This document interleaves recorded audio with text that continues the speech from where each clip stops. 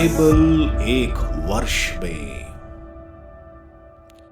नमस्कार, आप सबका बाइबल एक वर्ष में स्वागत है। आप सब ने जो कदम उठाया है प्रभु के वचन सुनने के लिए, यह हमारे जीवन के अंधेरों को दूर करेंगे और हमें प्रभु के प्रकाश में चलाएंगे। आज हम विधि विवरण ग्रंथ का अध्याय 19-20, संत लूकस के सुसमाचार का अध्याय 5 और स्रोत ग्रंथ का 101 स्रोत सुनेंगे। प्रभु का वचन सुनने से पहले आइए हम ईश्वर से प्रार्थना करें। हे प्रभु, हम आपका वचन सुनने वाले हैं। हमारे मन की आंखें खोलें और हमें आध्यात्मिक प्रज्ञा दें ताकि हम आपको जान सकें और आपके वचन के अनुसार अपना जीवन जिए। यह हम मांगते हैं आपसे प्रभु यीशु के नाम, आमीन। विधि विवरण ग्रंथ अध्याय 19, शरण नगरों का निर्धारण। जब प्रभु तुम्हारे ईश्वर ने उन राष्ट्रों का संहार किया होगा जिनका देश प्रभु तुम्हारे ईश्वर तुम्हें देने वाला है, और तुम लोगों ने उन्हें भगा दिया होगा और तुम उनके नगरों और घरों में निवास करते होगे, तो जो देश प्रभु तुम्हारा ईश्वर तुम्हें अधिकार में देता है, तुम उसमें 3 नगर निर्धारित करोगे। तुम वहां तक पहुंचने के लिए सड़कें बनाओगे और प्रभु अपने ईश्वर द्वारा तुमको प्रदत्त देश 3 भागों में विभाजन करोगे, जिससे हत्या करने वाला हर व्यक्ति वहां भागकर शरण ले सके। जो व्यक्ति अनजाने बिना किसी पूर्व शत्रुता के किसी की हत्या करे, वह अपने जीवन की सुरक्षा के लिए वहां भाग सकता है। उदाहरणार्थ, यदि कोई अपने पड़ोसी के साथ लकड़ी काटने के लिए वन में जाए और लकड़ी काटने की कुल्हाड़ी हाथ से उठाए, पर कुल्हाड़ी बेट से निकलकर उस पड़ोसी को इस तरह लगे कि उसकी मृत्यु हो जाए, तो वह उन नगरों में से एक में शरण लेकर अपने जीवन की रक्षा कर सकता है। नहीं तो ऐसा हो सकता था कि रक्त का प्रतिशोधी क्रोध के आवेश में उसका पीछा करे, रास्ता लंबा होने के कारण उसे पकड़कर मार डाले, हालांकि वो निर्दोष है, क्योंकि उसने अपने पड़ोसी के साथ कोई पूर्व शत्रुता नहीं थी। इसलिए मैं तुम्हें 3 नगरों को निर्धारित करने का आदेश देता हूँ। यदि तुम लोग उन सब नियमों का पालन करोगे जिन्हें मैं आज तुमको दे रहा हूँ, और तुम ईश्वर को प्यार करते हुए उसके बताए हुए मार्ग पर चलते रहोगे, तो प्रभु तुम्हारा ईश्वर तुम्हारे देश का विस्तार बढ़ाएगा, जैसा कि उसने तुम्हारे पूर्वजों को शपथ पूर्वक वचन दिया है, और वह तुम्हें सारा देश दे देगा, जैसा कि उसने तुम्हारे पूर्वजों से प्रतिज्ञा की। तब तुम और 3 नगर निर्धारित करोगे। इस प्रकार तुम्हारे देश में, जिसे प्रभु तुम्हारा ईश्वर तुम्हें विरासत के रूप में दे रहा है, निर्दोष रक्त नहीं बहाया जाएगा और तुम पर हत्या का दोष नहीं लगेगा। परंतु यदि कोई अपने पड़ोसी से द्वेष करता है, घात लगाकर उस पर टूट पड़ता है और उसे मार डालता है, और तब उन नगरों में किसी में भाग जाता है, तो उसके निवास स्थान के नेता किसी को भेजकर उसे वापस ले आएंगे और रक्त प्रतिशोधी के हवाले कर देंगे, जो उसका वध करेगा। ऐसे लोगों के प्रति दया नहीं करोगे। जिसने निर्दोष रक्त बहाया है, वह इज़राइल से निकाल दिया जाएगा। इसी में तुम्हारा कल्याण है। भूमि का सीमांकन। जो भूमि तुमको दाएं भाग के रूप में उस देश में मिलेगी, जिसे प्रभु तुम्हारा ईश्वर तुम लोगों को देने वाला है, तुम उसमें अपने पड़ोसी का वह सीमा पत्थर नहीं हटाओगे जिसे तुम्हारे पूर्वजों ने लगाया है। साक्षी। केवल एक ही साक्षी के आधार पर किसी भी व्यक्ति द्वारा किया हुआ कोई भी दोष या अपराध प्रमाणित नहीं माना जाएगा, बल्कि 2 या 3 साक्षियों के आधार पर दोष प्रमाणित माना जा सकता है। यदि कोई साक्षी किसी पर द्वेष के कारण दोष लगाए, तो दोनों पक्ष प्रभु के सामने याजकों और उस समय के न्यायाधिकरणों के सामने उपस्थित होंगे। न्यायाधीश इस मामले को ठीक ठाक जांच करे, और जब यह मालूम हो कि साक्षी झूठा है और उसने अपने भाई के विरुद्ध मिथ्या आरोप लगाया है, तो तुम लोग उसके साथ वैसा ही व्यवहार करोगे जैसा उसने अपने भाई के साथ करना चाहा था। इस प्रकार तुम अपने बीच से यह बुराई निकाल दोगे। दूसरे लोग इसके विषय में सुनकर भयभीत हो जाएंगे और इस प्रकार कुकर्म कभी नहीं करेंगे। तुम दया नहीं दिखाओगे। प्राण के बदले प्राण, आंख के बदले आंख, दांत के बदले दांत, हाथ के बदले हाथ, पांव के बदले पांव लोगे। विधि विवरण ग्रंथ अध्याय 20। युद्ध संबंधी नियम। जब तुम अपने शत्रु से लड़ने जाओ और घोड़े, रथों और उनकी सेना को अपने से अधिक संख्या में देखो तो उससे नहीं डरो। प्रभु तुम्हारा ईश्वर जो तुम्हें मिस्र देश से निकाल लाया तुम्हारे साथ है। जब तुम आक्रमण प्रारंभ करो तब याजक सामने आए और लोगों को संबोधित करें। वह इस प्रकार कहें, इज़राइल सुनो, अब तुम अपने शत्रुओं के विरुद्ध लड़ने जा रहे हो। तुम्हारा हृदय विचलित न हो, तुम नहीं डरो। उनके सामने से मत भागो और उनसे ना आतंकित हो, क्योंकि प्रभु तुम्हारा ईश्वर तुम्हारे पक्ष में तुम्हारे शत्रुओं के विरुद्ध लड़ेगा, वही तुम्हें विजय देगा। इसके बाद सचिव सैनिकों से यह कहें, यदि कोई ऐसा हो जिसने नया घर बनाया हो और अब तक गृह प्रवेश न किया हो तो वह घर लौट जाए। कहीं ऐसा ना हो कि वह लड़ाई में मारा जाए और तब कोई दूसरा उसमें प्रवेश कर बस जाए। यदि कोई ऐसा हो जिसने अंगूर का बाग लगाया हो किंतु उसके फल नहीं खाए हो तो वह भी घर लौट जाए। कहीं ऐसा ना हो कि वह लड़ाई में मारा जाए और कोई दूसरा उसके प्रथम फल खा ले। यदि कोई ऐसा हो जिसकी किसी कन्या से सगाई हो चुकी हो किंतु उसने उससे विवाह नहीं किया हो तो वह अपने घर लौट जाए। कहीं ऐसा ना हो कि वह लड़ाई में मारा जाए और कोई दूसरा उससे विवाह कर ले। इसके सिवा सचिव ये कहें, यदि कोई ऐसा हो जो भयभीत हो रहा हो और जिसका हृदय कांप रहा हो तो वह अपने घर लौट जा सकता है, जिससे वह अपने भाइयों को निरुत्साह ना कर दे। जब सचिव सैनिकों को ये सब बातें सुना चुके तब वे विभिन्न टोलियों के सेनाध्यक्षों नियुक्त करेंगे। यदि तुम किसी नगर पर आक्रमण करने के लिए उसके समीप आ जाओ तो उसके सामने पहले संधि का प्रस्ताव करो। यदि नगरवासी शांति से संधि कर ले और अपने नगर के द्वार खोल दे तो उसके सब लोगों को बगैर में लगाया जाएगा और वे तुम्हारे लिए काम करेंगे। लेकिन यदि वे तुम्हारे साथ संधि नहीं करें और युद्ध का उपक्रम करें तो तुम उस नगर को घेर लो। यदि प्रभु तुम्हारा ईश्वर उसे तुम्हारे हवाले करे तो उसका प्रत्येक पुरुष तलवार के घाट उतार दिया जाए। स्त्रियां, बच्चे, पशु और जो कुछ उस नगर में है वह सब तुम अपने अधिकार में कर लो और अपने शत्रुओं से लुटे हुए माल का उपभोग करो। ऐसा तुम उन सब नगरों के साथ करोगे जो तुमसे दूर हैं और जो यहाँ के राष्ट्रों के नहीं हैं, परंतु उन राष्ट्रों के नगरों में जिन्हें प्रभु तुम्हारा ईश्वर तुम्हें दाएं भाग के रूप में दे रहा है, किसी भी प्राणी को जीवित नहीं छोड़ोगे। तुम हित्तियों, अमोरियों, कनानियों, पराजियों, हिवियों और अबीसियों का पूर्ण संहार करोगे, जैसा कि प्रभु तुम्हारे ईश्वर ने तुम्हें आदेश दिया है। कहीं ऐसा ना हो कि वे तुम्हें वे सब घृणित कर्म सिखाएं जिन्हें वे अपने देवताओं की सेवा के लिए करते हैं और इस प्रकार तुम भी प्रभु अपने ईश्वर के विरुद्ध पाप करने लगो। यदि किसी नगर को अधिकार में करने के लिए तुम्हें लंबे समय तक उसका घेरा डालना पड़े तो उसके आसपास के वृक्षों को कुल्हाड़ी से काटकर नष्ट नहीं करोगे। तुम उनके फल खा सकते हो किंतु उन्हें नहीं काट सकते हो। मैदान के वृक्ष मनुष्य तो नहीं है कि तुम उनकी भी घेराबंदी करो, लेकिन जिन वृक्षों के संबंध में तुम्हें पता चले कि उनके फल खाने योग्य नहीं है, उन्हें यदि चाहो तो काट सकते हो।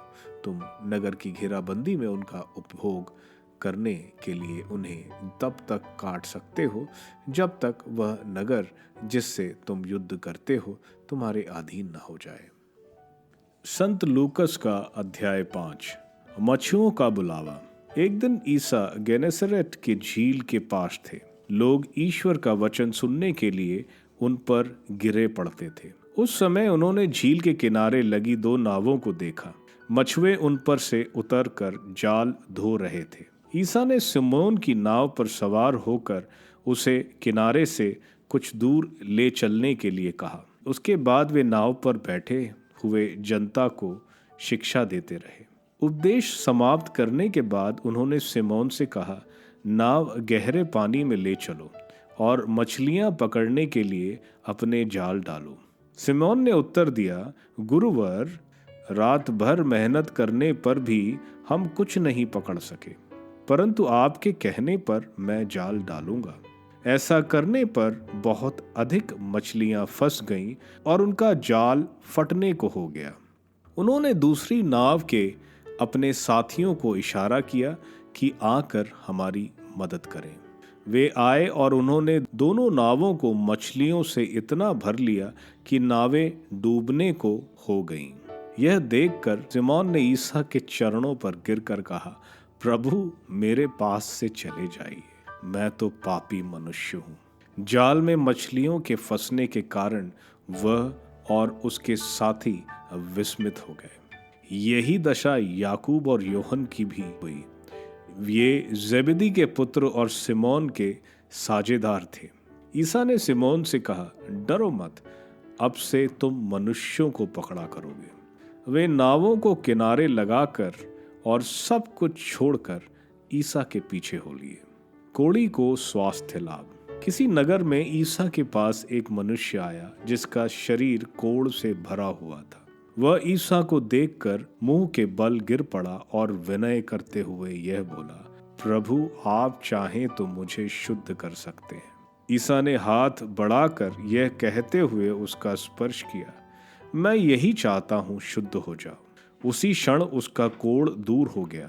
ईसा ने उसे किसी से कुछ ना कहने का आदेश दिया और कहा, जाकर अपने को याजक को दिखाओ और अपने शुद्धिकरण के लिए मूसा द्वारा निर्धारित भेंट चढ़ाओ, जिससे तुम्हारा स्वास्थ्य लाभ प्रमाणित हो जाए। ईसा की ख्याति बढ़ रही थी।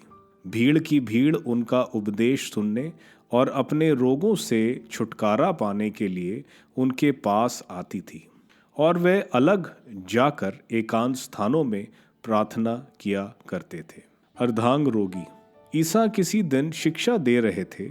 फरीसी और शास्त्री पास ही बैठे हुए थे। वह गलीलिया तथा यहूदियों के हर एक गांव से और यरूशलेम से भी आए थे। प्रभु के सामर्थ्य से प्रेरित होकर ईसा लोगों को चंगा करते थे।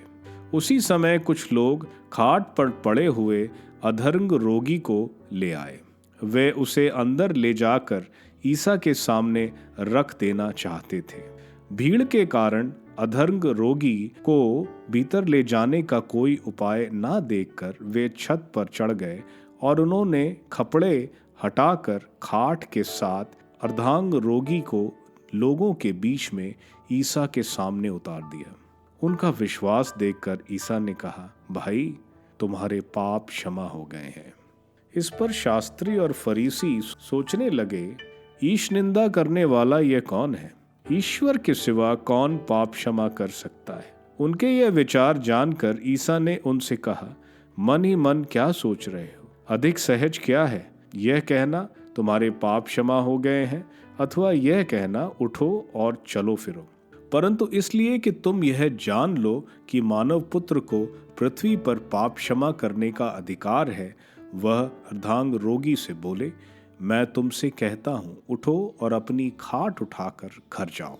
उसी क्षण वह सबके सामने उठ खड़ा हुआ और अपनी खाट उठाकर ईश्वर की स्तुति करते हुए अपने घर चला गया। सब के सब विस्मित होकर ईश्वर की स्तुति करते रहे। उन पर भय छा गया और वे कहते थे, आज हमने अद्भुत कार्य देखे हैं। लेवी का बुलावा। इसके बाद ईसा बाहर निकले। उन्होंने लेवी नामक नाकेदार को चुंगी घर में बैठा हुआ देखा और उससे कहा, मेरे पीछे चले आओ। वह उठ खड़ा हुआ और अपना सब कुछ छोड़ कर ईसा के पीछे हो लिया। लेवी ने अपने यहाँ ईसा के सम्मान में एक बड़ा भोज दिया। नाकेदार और अतिथि बड़ी संख्या में उनके साथ भोजन पर बैठे। फरीसी और शास्त्री बुनबुनाते और उनके शिष्यों से यह कहते थे, तुम लोग नाकेदारों और पापियों के साथ क्यों खाते पीते हो? ईसा ने उन्हें उत्तर दिया, निरोगियों को नहीं, रोगियों को वैद्य की जरूरत होती है। मैं धर्मियों को नहीं, पापियों को पश्चाताप के लिए बुलाने आया हूँ। उपवास का प्रश्न। उन्होंने ईसा से कहा, यूहन्ना के शिष्य बराबर उपवास करते हैं और प्रार्थना में लगे रहते हैं, और फरीसियों के शिष्य भी ऐसा ही करते हैं, किंतु आपके शिष्य खाते पीते हैं। ईसा ने उनसे कहा, जब तक दुल्हा उनके साथ है क्या तुम बारातियों से उपवास करा सकते हो? किंतु वे दिन आएंगे जब दुल्हा उनसे बिछुड़ जाएगा, उन दिनों वे उपवास करेंगे। ईसा ने उन्हें यह दृष्टांत भी सुनाया, कोई नया कपड़ा फाड़कर पुराने कपड़े में पैबंद नहीं लगाता, नहीं तो वो नया कपड़ा फाड़ेगा और नए कपड़े का पैबंद पुराने कपड़े के साथ मेल भी नहीं खाएगा। और कोई पुरानी मशाकों में नई अंगूरी नहीं भरता, नहीं तो नई अंगूरी पुरानी मशाकों को फाड़ देगी, अंगूरी बह जाएगी और मशाकें भी बर्बाद हो जाएंगी। नई अंगूरी को नई मशाकों में ही भरना चाहिए। कोई पुरानी अंगूरी पीकर नई नहीं चाहता, वह तो कहता है पुरानी ही अच्छी है। स्रोत ग्रंथ स्रोत 101। आदर्श राजा का संकल्प दाऊद का एक स्रोत। मैं दया और न्याय का गीत गाऊंगा, प्रभु मैं तेरे आदर में भजन सुनाऊंगा। मैंने सन्मार्ग पर चलने की ठानी है, तू कब मेरे पास आएगा? मैं अपने घर के आंगन में शुद्ध हृदय से जीवन बिताऊंगा। मैं अपनी आंखों के सामने कोई भी बुराई सहन नहीं करूंगा। मैं पथ भ्रष्टों के आचरण से घृणा करता हूँ, वह मुझे आकर्षित नहीं कर सकता। मैं अपने को कुटिलता से दूर रखूंगा। मैं बुराई की उपेक्षा करूंगा। जो छुपकर अपने पड़ोसी की निंदा करता है, मैं उसे चुप रहने के लिए विवश करूंगा। जो इटलाता और घमंड करता है, मैं उसे अपने पास नहीं रहने दूंगा। मेरी कृपा दृष्टि देश भक्तों पर बनी रहती है, वे मेरे आसपास निवास करें। जो सन्मार्ग पर चलता है वही मेरा सेवक हो सकता है। जो छल कपट करता है वह मेरे यहाँ नहीं रह पाएगा।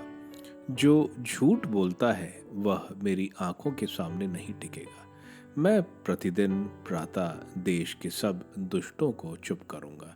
मैं प्रभु के नगर से सब कुकर्मियों को निकाल दूंगा।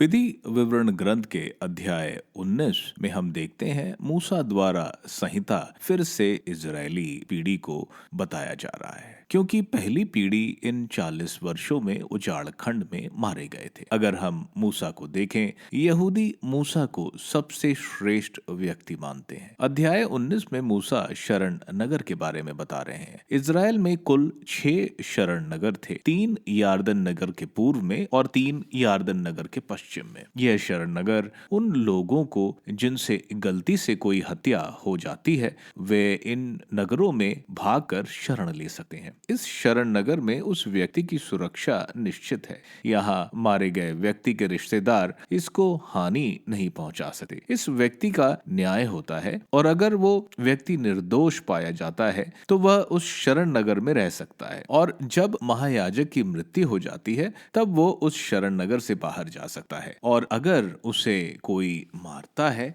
उसे हत्यारा घोषित किया जाता है। इसी तरह अगर जिसने शरण ली है वो अपराधी है तो उसे उसके मृतक के रिश्तेदारों के हवाले किया जाता है और मौत दी जाती है। प्रभु यीशु हमारे शरण है और वो हमारे महान याजक भी हैं, जिनकी क्रूस पर मृत्यु ने हमें पापों से मुक्त किया और अनंत जीवन दिया। आगे हम देखते हैं कि उस जमाने में सीमा पत्थर के होते थे और इसे हटाना बड़ा पाप था। यह 10वें नियम का उल्लंघन था। आगे हम गवाह को देखते हैं। कोई भी नियम के खिलाफ काम करता तो उसको सजा दिलाने के लिए 2 गवाह होने चाहिए। अगर गवाह झूठी गवाही देता है तो उसको जो अभियुक्त था उसी की सजा उसे भी दी जाती है। अध्याय 20 में युद्ध के बारे में बताया जा रहा है। उस समय जो विकसित सेनाएं होती थीं, उनके पास रथ होते थे। ये रथ आज के जमाने के टैंक जैसे होते थे, जिस पर सेना को बहुत विश्वास होता था। इजरायली सेना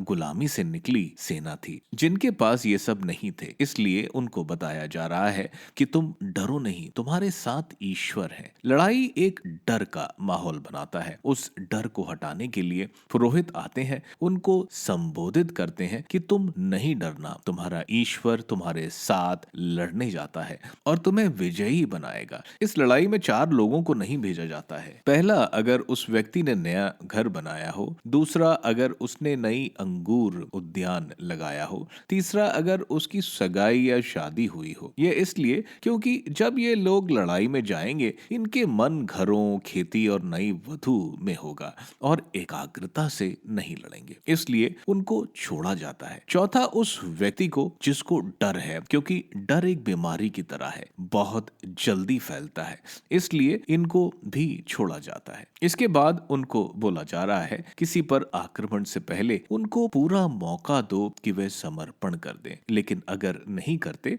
तो सारे पुरुषों को मार डालो, बाकी बचे औरतों और जानवरों को अपने लिए ले लो। लेकिन जो शहर हैं जिनको ईश्वर तुमको देंगे, उन शहर और जगहों से तुम सबको मार दोगे, क्योंकि उन लोगों के पाप घृणित थे। वे अपने बच्चों की बलि मोलेक देवता को करते। यह घृणित लोग अगर उनके बीच रहेंगे तो उनको भी दूषित करेंगे। आगे बोला जा रहा है, जो भी फल पैदा करने वाले पेड़ हैं उनको बचा कर रखो, उनको नहीं काटो। जब तुम किसी शहर को कब्जे में लेते हो, लेकिन दूसरे पेड़ों को तुम अपने कामकाज मोर्चा बंदी में इस्तेमाल कर सकते हो। संत लूकस के सुसमाचार के अध्याय 5 में हम देखते हैं, प्रभु गेनेसरेत के झील के किनारे ईश्वर का वचन सुना रहे हैं। ईश्वर का वचन सुनना हमारा पहला कदम है ईश्वर की तरफ बढ़ने का। गेनेसरेत या टाइबेरियस या गलीली का समुद्र, ये सब एक ही है। शिक्षा देने के बाद प्रभु सिमोन या साइमन पीटर को कहते हैं कि नाव को थोड़े गहरे पानी में ले जाने को। सिमोन पूरी रात मछली पकड़ने गहरे समुद्र में था, लेकिन उसे कुछ नहीं मिला। फिर भी वह प्रभु के आज्ञा अनुसार जाल डालता है। वहां चमत्कार होता है, इतनी मछली मिलती है, उसको दोनों नावों में डालते हैं और दोनों नाव जैसे डूबने को हो। सिमोन प्रभु को प्रभु कहकर संबोधित करता है, क्योंकि वो उनके पवित्रता के सामने अपने पापों की वजह से हीन समझता है। प्रभु इन्हीं लोगों को जो अपने पापों को पहचानते हैं उनको बचाने आए। यहाँ पर योहन और याकूब, उनका भी यही मनोभाव था। प्रभु यीशु उनको बोलते हैं, डरो नहीं, तुम अब से मनुष्यों को पकड़ोगे। उनका मिशन लोगों को नए जीवन की तरफ ले जाना था। आगे हम देखते हैं, एक कोढ़ी जिसको इजराइल समाज अशुद्ध मानता है, जिसके नजदीक कोई नहीं जाता, वह प्रभु के पास दौड़कर मुंह के बल गिरता है और वो भी प्रभु को प्रभु कहकर संबोधित करता है। पूरे विश्वास के साथ वो कहता है, प्रभु अगर आप चाहें तो मुझे शुद्ध कर सकते हैं। प्रभु यहाँ उसको सिर्फ वचन से नहीं चंगा करते, बल्कि वो इस कोढ़ी का स्पर्श करते हैं और वो कोढ़ी चंगा हो जाता है। उनके स्पर्श से प्रभु अशुद्ध नहीं होते, बल्कि कोढ़ी शुद्ध और चंगा हो जाता है। प्रभु उसको बोलते हैं, जाकर पुरोहित को दिखाओ और मूसा द्वारा बताया गया भेंट चढ़ाओ, जैसे लेवी ग्रंथ के अध्याय 14 वचन 1 से 20 में लिखा है। आगे हम देखते हैं, प्रभु की ख्याति बढ़ती जाती है। वे भीड़ से दूर एकांत स्थान पर प्रार्थना करते थे। प्रभु एक नमूना पेश करते हैं अपने शिष्यों को कि वे भी प्रार्थना का महत्व समझें और प्रार्थना में समय बिताएं। आगे हम देखते हैं, प्रभु को सुनने बहुत दूर दूर से लोग आए थे और कुछ फरीसी भी आए कि वहां क्या हो रहा है। फरीसी कट्टर संहिता का पालन करने वाले लोग हैं। यहाँ हम देखते हैं कुछ लोग एक लकवे ग्रस्त आदमी को चारपाई पर डालकर लाए। जब भीड़ की वजह से वह प्रभु के पास नहीं जा पा रहे थे तो वे छत पर चढ़कर उसको चारपाई सहित छत से नीचे रस्सी से उतारते हैं। प्रभु उनके विश्वास को देखकर कहते हैं, तुम्हारे पाप क्षमा हो गए। विश्वास उस मनुष्य के दोस्तों का जो उसे लकवे की इस हालत में लेकर आए। इसलिए हमें दूसरों की जरूरतों के लिए ईश्वर से मध्यस्थता करनी चाहिए। यह सुनकर फरीसी सोचते हैं कि प्रभु ईश निंदा कर रहे हैं, क्योंकि सिर्फ ईश्वर ही पाप क्षमा कर सकते हैं। प्रभु को उनके विचार मालूम थे, इसलिए प्रभु बोलते हैं कि मानव पुत्र को पाप क्षमा और चंगाई दोनों करने का अधिकार है। प्रभु यहाँ अपने आप को मानव पुत्र कहते हैं। मानव पुत्र यानी डैनियल के ग्रंथ में अध्याय 7 वचन 13 से 14 में हम देखते हैं मानव पुत्र बादलों में आते हैं। बादल में ईश्वर ही आते हैं। मानव पुत्र को ही पिता परमेश्वर उनको शासन का अधिकार, महिमा और राज्य प्रदान करते हैं। प्रभु उसको कहते हैं, उठो, अपना बिस्तर उठाओ और अपने घर जाओ। चमत्कार होता है, वो लकवा वाला आदमी खड़ा होता है और ईश्वर की स्तुति करता हुआ अपने घर चला जाता है। आगे हम देखते हैं प्रभु लेवी को बुलाते हैं। लेवी पुरोहित परिवार से होते हैं, लेकिन यह लेवी पुरोहित बनने के बजाय चुंगी अधिकारी बन गया था। चुंगी अधिकारी मुख्य चुंगी अधिकारी के एजेंट होते हैं। वे चुंगी हेरोड एंटिपस के लिए इकट्ठा करते थे, जो कि रोमन साम्राज्य और मंदिर के लिए चुंगी भी इकट्ठा करते थे। चुंगी तकरीबन एक आदमी की 1/3 आमदनी के बराबर होती थी। इतनी भारी चुंगी के कारण लोग इनसे घृणा करते थे। हम देखते हैं लेवी जो संतमती है, प्रभु के बुलावे पर सब छोड़कर प्रभु के पीछे चल जाते हैं।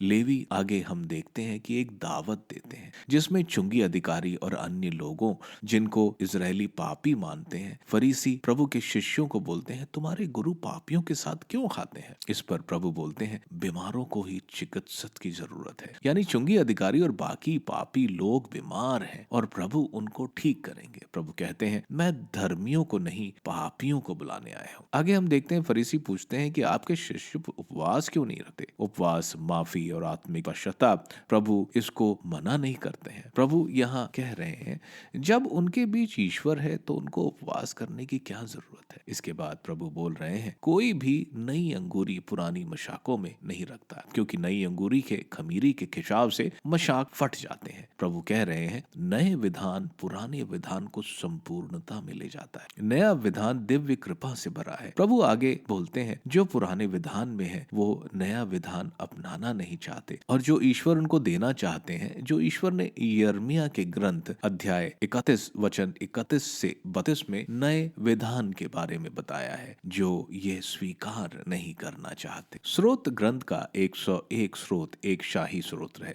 जिसमें दाऊद वंश राजा प्रतिज्ञा ले रहे हैं एक धार्मिक राजा होने का। वह प्रण ले रहे हैं कि वे नीति के स्तर बढ़ाएंगे और ऐसा समाज बनाएंगे जो दुष्टता से घृणा करती और जो ताकत का दुरुपयोग नहीं करती। वह अपने राज्य में धार्मिक और नीतिवान लोगों को अपना मंत्री बनाएंगे, लेकिन जो भी छल करेगा वो उनके घर पर वास नहीं करेगा। दुष्ट का ईश्वर की नगरी से खात्मा किया जाएगा।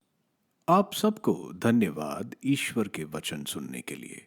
मैं आपसे विनती करता हूं कि आप बाइबल एक वर्ष में को दूसरों के साथ शेयर करें, क्योंकि प्रभु का वचन स्वयं प्रभु यीशु है। प्रभु को दूसरों को देने वालों को प्रभु की आशीष जरूर मिलेगी। मैं आप सबका बड़ी बेसब्री से कल इंतजार करूंगा। धन्यवाद।